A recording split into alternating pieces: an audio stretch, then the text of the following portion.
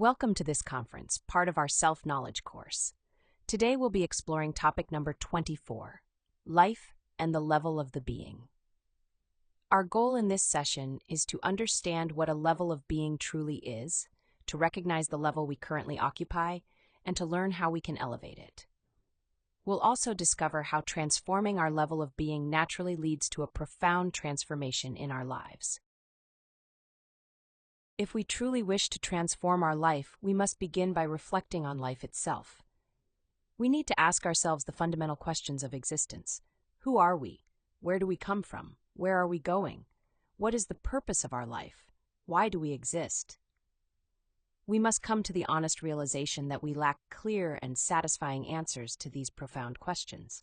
Instead, we've accepted beliefs handed down by others, and we've resigned ourselves to living mechanically, chasing after subjective goals that ultimately lead nowhere meaningful. This happens because we are unaware of the true purpose of our existence.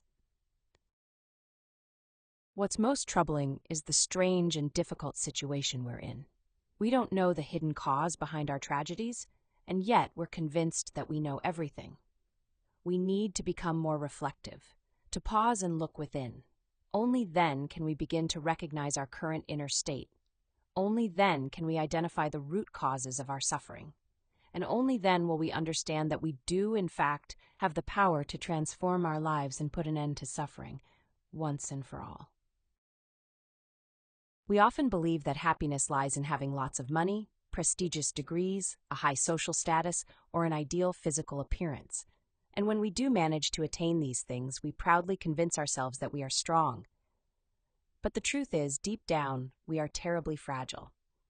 When life strikes us with a tragedy, a natural disaster, a financial collapse, a painful loss, or a serious illness, we come face to face with our inner weakness. The sad reality is that behind all our education, our polished manners, and our wealth, even something as simple as a stomachache can make us feel miserable.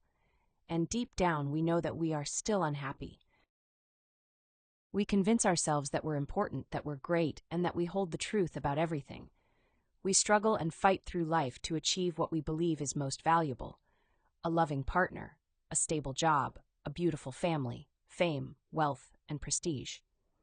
But once we attain these things, we often discover something unexpected. We still feel dissatisfied. In some cases, we may even feel more miserable than before. Now we have a partner, but we suffer if they don't call, if they're not affectionate, or if they don't act the way we expect. We finally landed the job we thought would make us happy, but it brings constant stress, high demands, a difficult boss, and barely any time for ourselves. Or perhaps we suffer because we've lost a loved one, or because our children don't behave as we hoped, or our partner betrayed our trust. Even fame once achieved can feel like a curse, bringing with it a loss of privacy and peace. And so, no matter our situation, no matter what we gain, we remain unhappy and don't truly understand why. All of this stems from the decline in our level of being. Although we like to believe that humanity is progressing and evolving, a glance at universal history reveals the opposite. We are the same barbarians of the past, and rather than improving, we've actually deteriorated. We live in an age of unprecedented access to information, and yet it is also the age of the greatest ignorance. Hardly anyone takes the time to investigate or seek real understanding anymore. Instead, all this technological advancement and easy access to knowledge has only made us more lazy, more lustful, more greedy, and more envious. Humanity has been caught in a process of decline for a long time. The truth is, no amount of external change can bring about true internal or spiritual advancement. Everyone wants to change the world, but no one wants to change themselves. True transformation of the masses of humanity as a whole is impossible unless the individual transforms first. The masses are simply the sum of individuals. If today's society is in the state it's in, if it suffers from so many problems, it's because we, as individuals, carry those same problems within ourselves.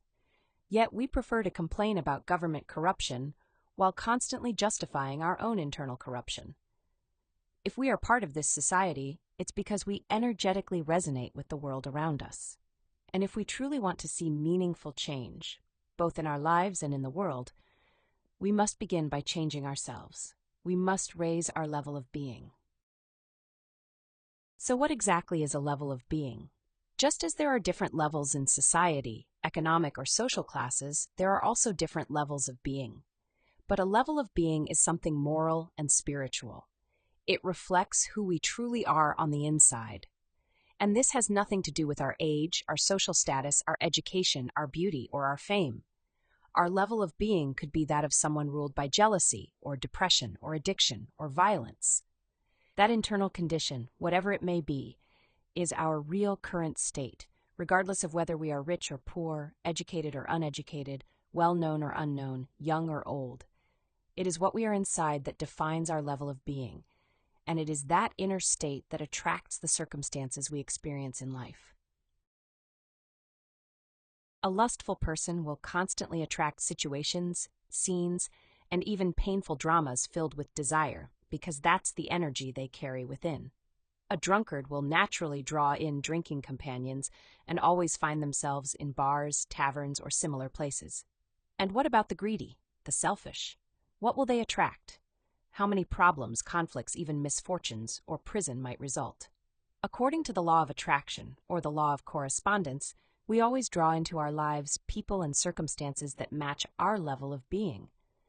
This is why what happened to us yesterday often repeats today and will happen again tomorrow. We continue making the same mistakes, trapped in the same cycles, never learning life's deeper lessons. Our lives become endless reruns of the same conversations, the same actions, the same regrets. This tedious repetition of dramas, comedies, and tragedies will continue for as long as we carry within us the undesirable elements of anger, greed, lust, envy, pride, laziness, gluttony, and more. As long as our level of being remains the same, the misery, the conflict, and the misfortune will repeat endlessly. Because everything we experience externally on the stage of this world is nothing more than a reflection of what we carry within. The outer world is always a reflection of our inner world. When we change internally, and that change is deep and genuine, our external life, the circumstances we face, also begin to change. But for that to happen, we must truly yearn for transformation. We must long to break free from the dull routines of daily life, from the mechanical, repetitive existence that leaves us empty. If we sincerely want a radical change, the first step is to recognize that each of us is currently at a specific level of being. So ask yourself, what is your level of being? Have you ever truly reflected on that? It's impossible to move to a higher level if we don't first become aware of where we are now. If we don't know which psychological defects are keeping us stuck, causing anxiety, sadness, conflict, disappointment, financial struggles, or family problems, then we won't be able to eliminate them. And if we don't eliminate those defects, we simply won't be able to raise our level of being. To better grasp the importance of raising our level of being, let's visualize a great vertical staircase, stretching from the lowest depths to the highest heights, with countless steps. Each of us stands somewhere on this staircase. Below us are those who live in lower states of consciousness. Above us are those who have attained higher states, more awakened, more conscious, more virtuous. This extraordinary vertical staircase represents all the different levels of being, each step reflecting a different inner state. Each person occupies a different level according to their inner reality. Now imagine also a horizontal line, the line of life. This horizontal line represents time. It is along this line that we are born, grow up, get married, have children, age, and eventually die. Our personality is formed and functions along this horizontal line. But the being, our true inner essence, does not belong to time. The being moves on the vertical line, not the horizontal one. It exists within us right now, beyond the passage of time. On this marvelous vertical staircase, time does not exist. All that exists are levels of being, and a higher level is always just one step above, available from moment to moment. It's not something to be found in a distant future. It's here, it's now, it's within us. The personality is born and dies within time, but the inner being is eternal. Now that we understand the only true way to transform our lives is by raising our level of being, the question becomes, how do we do that? The first step is to identify the level we're currently on. And we do this through self-observation and reflection, by paying close attention to what we're attracting into our lives. What kind of people are consistently around you? What kinds of situations keep repeating themselves? Take a moment to reflect on the qualities of those in your environment. Are they angry, envious, lazy, manipulative, greedy, or constantly complaining? Do you find yourself surrounded by conflict, by vice, by negativity? According to the law of correspondence, the people and circumstances in our lives reflect what we carry within. There is an inner psychological affinity, meaning what surrounds us is a mirror of our current level of being. So instead of judging what's outside, we must look inward. Those very same traits we observe in others are the ones we must search for, identify, and eliminate within ourselves. That is how the inner work begins. Once you begin to recognize your level of being, your true moral and psychological state, a deep and sincere longing for change must awaken within you. This inner yearning becomes the driving force that pushes you to start eliminating the psychological defects that keep you trapped at that same level. But the truth is, many people are unconsciously attached to their current state. They'd rather stay in their suffering than take the risk of stepping out of their comfort zone. If we don't break free from those old patterns, those rigid ways of thinking, feeling, and reacting, we will never rise to higher levels of consciousness. Real transformation requires courage. It means letting go of what is familiar, even if it hurts, and choosing instead to grow and to awaken. Now that we understand the importance of raising our level of being, we must also recognize that there is only one place and one moment where this transformation is possible. Right here, right now. This moment, the present, is the point where the vertical and horizontal lines of life intersect, forming a cross. It is in this precise intersection that we have the opportunity to change. The chance to transform is not in the past, nor in some future event. It's only by remaining in a constant state of self-observation that we can recognize the psychological defects keeping us stuck and begin to eliminate them. Right here and now, we can observe the defects that are limiting us: vices, violence, fear, laziness, envy, resentment, sadness, pride, self-pity, and more. And it is here and now that we have the powerful opportunity to free ourselves from them, ascending in that very moment to a higher level of being. Remember, a higher level is always just one step above us, available not in some distant future, but in the present moment, within us, on the vertical stair of being. All of our problems, absolutely all of them, can be resolved if we learn to change our level of being. To do that, we must learn to see both lines, the vertical and the horizontal, as they intersect within us at every moment. On the horizontal line, we live out our daily experiences, situations, people, pain, financial problems, suffering. But on the vertical line, there is no past and no future. There is only the present instant, and within it, the possibility to rise, to reach a more awakened, more conscious state. And the key is always self-observation. Let's take a practical example. Imagine that you reflect on your current life and realize that you're constantly facing arguments and conflicts with someone, maybe a coworker, a partner, or a family member. This situation has become repetitive, and you recognize that it's making you unhappy. You see that you're stuck in this cycle, trapped in that level of being, and now you feel the sincere desire to change. So, you begin to stay aware, watching your thoughts, your emotions, your words, and your actions from moment to moment. And then, when the conflict arises again, instead of reacting automatically, you observe yourself. You notice how pride begins to rise in your mind when the other person criticizes or blames you. You feel impatience, anger, or resentment bubbling up in your emotions. But because you are present, living in that exact moment, you don't identify with those reactions. You see them, and by seeing them, you gain power over them. You realize, this is my level of being, proud and reactive.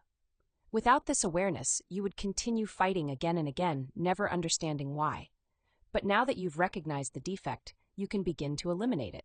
How? You consciously refuse to let those negative forces take over, and you ask with sincerity for help from the divine force within your own consciousness. You mentally ask your divine mother, "My mother, eliminate this defect from me." You do this for every prideful thought, for every angry emotion, for every tension that appears in your body. And what begins to happen? each psychological defect holds a portion of your trapped consciousness. As these defects are eliminated, those sparks of consciousness are freed. And you begin to act, not through the ego, but with clarity and awareness. You've just taken a step upward on the level of being. Remember, it takes two to fight, but if one person consciously transforms their reaction, the entire situation changes. And if you continue this practice, living in the present, observing yourself, profound internal changes will take place. And those internal changes will begin to reflect externally.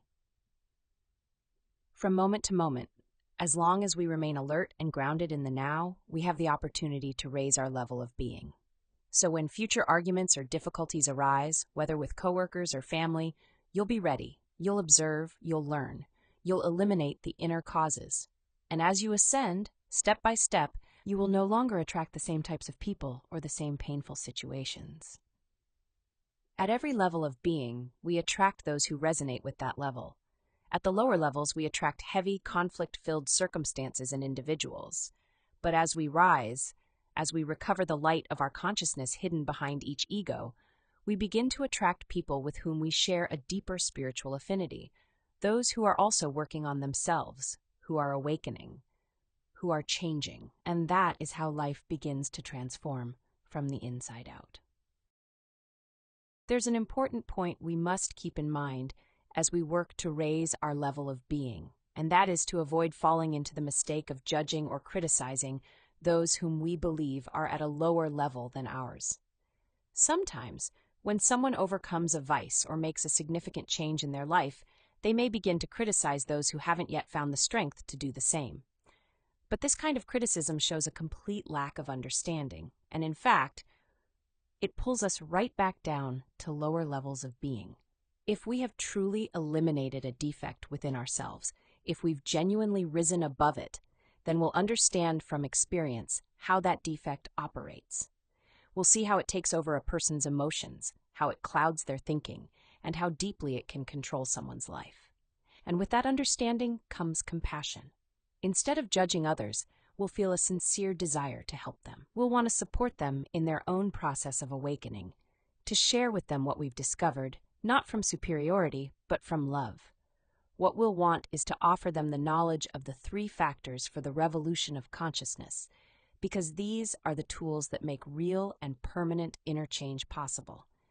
That's how we rise and help others rise, not through criticism, but through understanding, respect, and shared inner work. As we've seen, the foundation for ascending each step on the ladder of the levels of being is rooted in psychological death, in the elimination of our negative ways of thinking, feeling, and acting. It's this inner death, this conscious work of eliminating the I's, that frees sparks of consciousness trapped within our defects. Then comes spiritual birth, which gives us the height, because through the practice of the superior sexuality, we are able to fix those liberated sparks of consciousness into our spine. And by doing so, we transform levels of being into true levels of consciousness. The levels of being allow us to change the quality of our life, to improve our inner and outer circumstances. But it's the levels of consciousness that draw us closer to our inner being, closer to our inner God. And these levels of consciousness are reflected in the development along the spine. Finally, there is the sacrifice for humanity, which gives us the impulse to climb more quickly, because the energy that moves this inner work forward at its deepest level is love. When we help others, when we share this knowledge so they too can change their lives, that love awakens a force within us. It gives us momentum. It gives us lightness. And with that, our ascent through the levels of being becomes not only possible, but accelerated. And now, to close this powerful and transformative topic, let's talk briefly about something called psychological rebellion. Because the truth is, when life becomes really difficult, it can feel almost impossible to stay awake. In those moments, it's hard to remember yourself, to observe yourself, and to transcend the weight of what's happening. When we lose a job, when a loved one dies, when a relationship ends, or when we face bankruptcy, etc., those are moments when it's easy to get swallowed by pain, to fall into despair or confusion. But it's precisely in those moments that we must learn to be warriors. This is where psychological rebellion comes in. It means to resist the mechanical tendency to suffer. It means to fight, inwardly, to not lose yourself. Because if you can stay present and conscious in the most painful situations, you will find the deepest wisdom, the clearest understanding, and that is what allows us to rise. So how do we practice psychological rebellion? You begin by making the effort not to identify with the hardship you're facing. You remember, everything passes. No matter how dark something seems, it too shall pass, just like the other difficulties you've already lived through. Then you enter into a reflective state. You confront the situation logically, reminding yourself that it is temporary, and more importantly, that if you work on yourself within the situation, by observing and eliminating the defects it brings up in you, the external conflict will begin to dissolve. Because when your interior changes, the exterior transforms. In this way, you stop reacting mechanically. If you used to meet suffering with sadness, anger, hatred, or revenge, now you meet it with conscious action. That is the path of the psychological rebel. This teaching is especially important because it shows us something essential. Happiness comes when we realize that life's external circumstances are only a reflection of our internal state. So if you want to change your life, don't wait. Begin in this moment. Learn to raise your level of being now. And as always, I'd like to warmly invite you to join us for the next topic in this course, where we'll be exploring exotericism, pseudo-esotericism, and esotericism. In that upcoming lecture, we'll learn how to clearly distinguish between these three forms of knowledge and how to recognize the difference between a true esoteric school and a pseudo-esoteric one. We'll also come to understand where we personally stand in relation to knowledge and when the real experience of esoteric work truly begins. Don't miss this fascinating and clarifying topic. Until our next conference, keep working on yourself.